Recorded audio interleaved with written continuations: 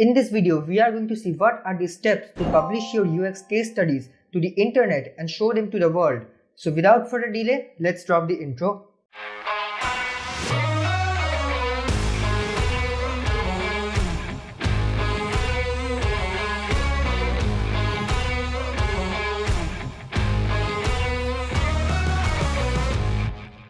Before starting this video, if you guys are new here, my name is Shamrit Das and I am a professional graphic designer, video editor and UI UX designer. In this channel, we talk about designing tips, tricks and tutorials. So if you are into it, then consider subscribing to my channel. Also, I have given you timestamps in the description, so feel free to hop around the entire timeline. Step number 1. Start the hustle. Invariably, the first step for designers is to actually start the hustle.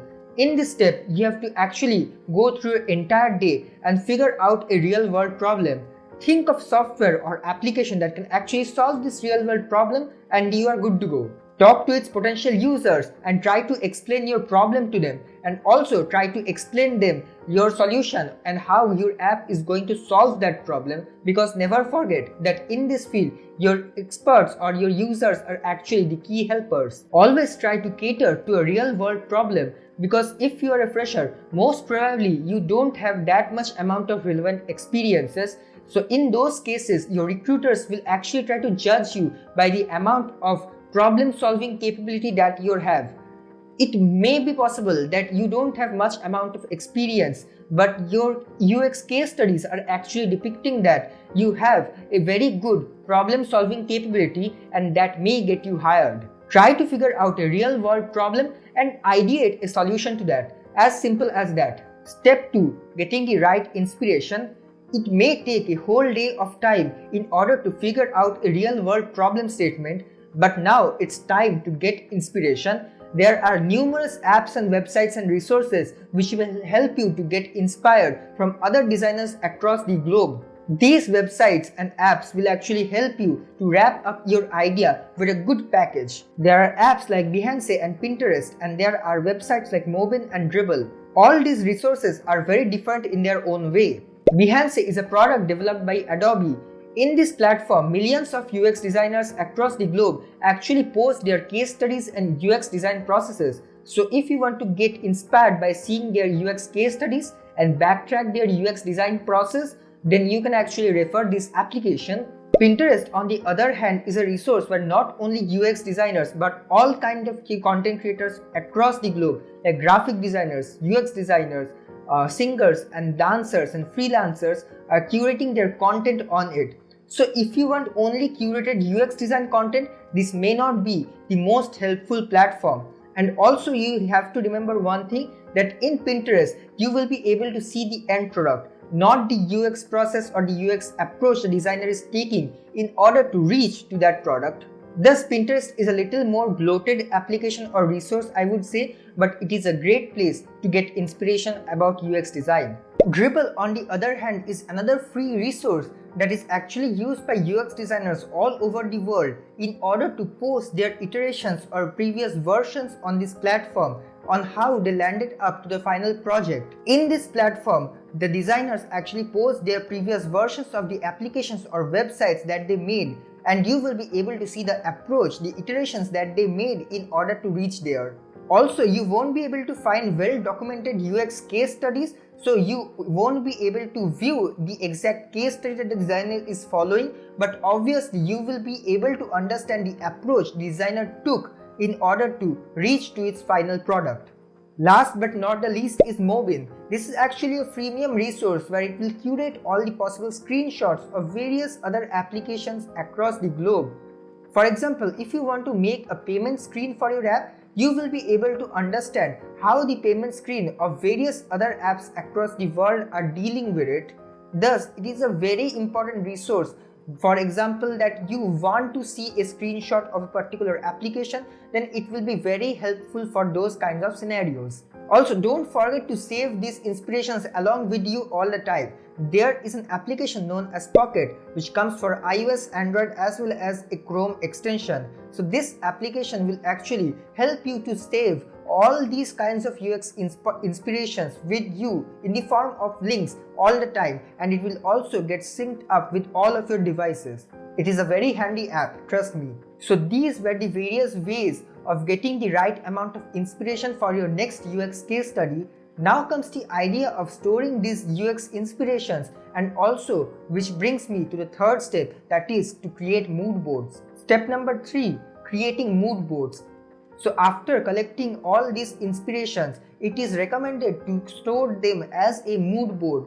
Ideally, mood boards are used to find out your design inspiration or a design mindstorming with the help of the mood that you currently have. So suppose you are designing something which will actually be used by kids. So in order to go to that particular mood board, you should search your playful style mood board. So you know that actually playful designs are something which kids are more interested in, and that is the design inspiration that you look forward to.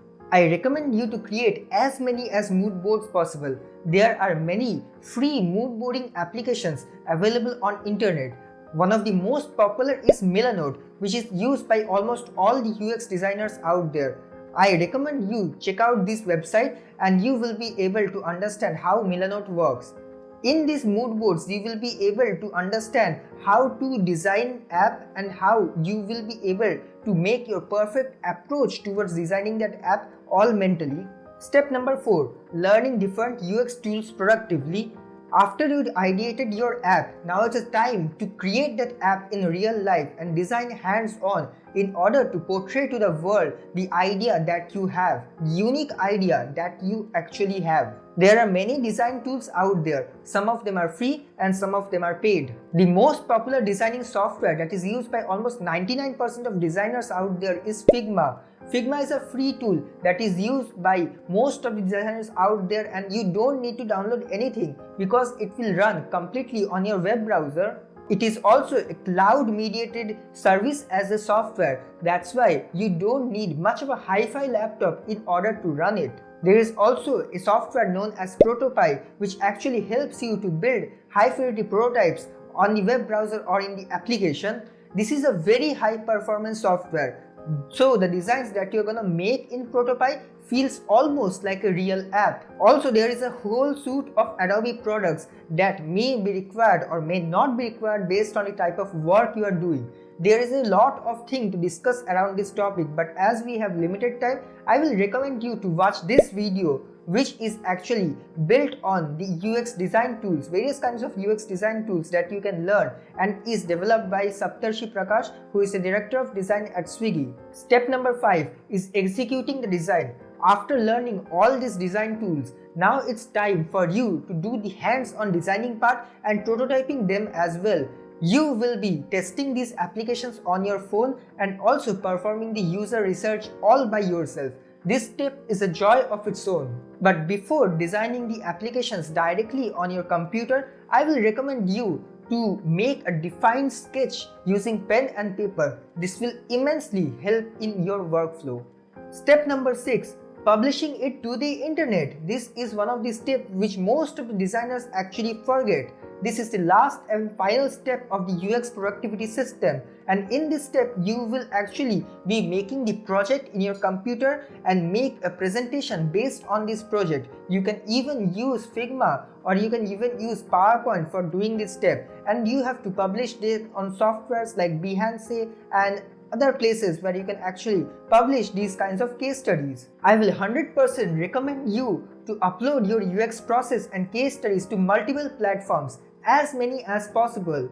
Write UX blogs on Medium, record your process with a voice recording application and upload it as a podcast on Spotify.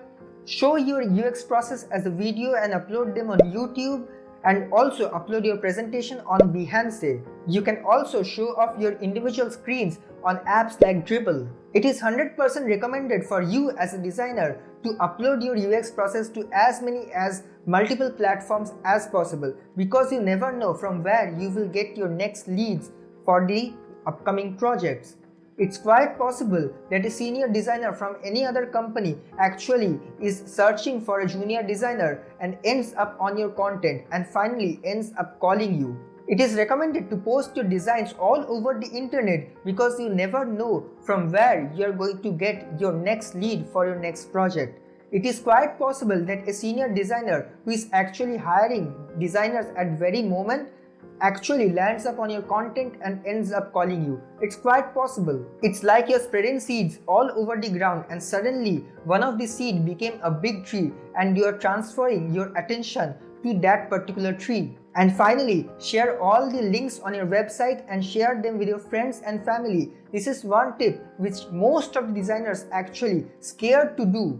You may be the best person or the best designer designing big projects on your house, but nobody is gonna know until you are actually publishing them on the internet. So try and go towards this step. So that sums up the entire productivity system as an online designer. Hope you understood how to manage your time as an online designer with maximum productivity. I 100% recommend you guys to share this video and follow this UX design timetable or process or whatever you wanna call it, and share this with your friends and family who wanna go towards this UX design field. So that's pretty much it for this video. I hope that you enjoyed the video. Make sure to like and subscribe to my channel and also turn on the bell icon so that you get notified whenever I upload a new video. Till then, stay creative and I hope to see you in my next video.